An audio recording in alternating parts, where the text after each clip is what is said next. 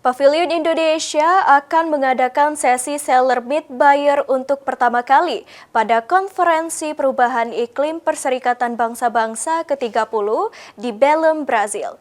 Sesi ini dilakukan untuk meningkatkan perdagangan karbon mutu tinggi Indonesia.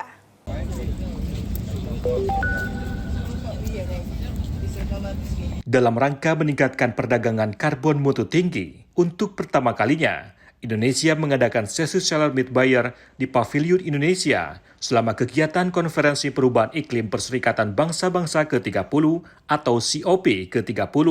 Menteri Lingkungan Hidup Hanif Faisal Nurafiq di Belém, Brazil pada Senin 10 November waktu setempat mengatakan kegiatan ini akan mempertemukan calon penjual dengan calon pembeli karbon. Pemerintah Indonesia menargetkan transaksi senilai 16 triliun rupiah dari hasil penjualan karbon mutu tinggi selama perhelatan ini.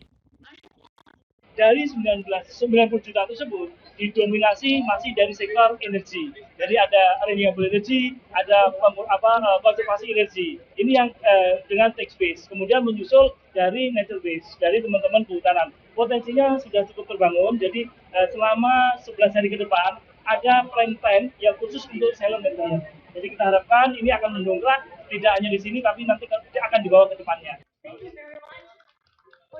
Sesi ini akan digelar setiap hari selama 1 jam hingga tanggal 21 November 2025 selama konferensi.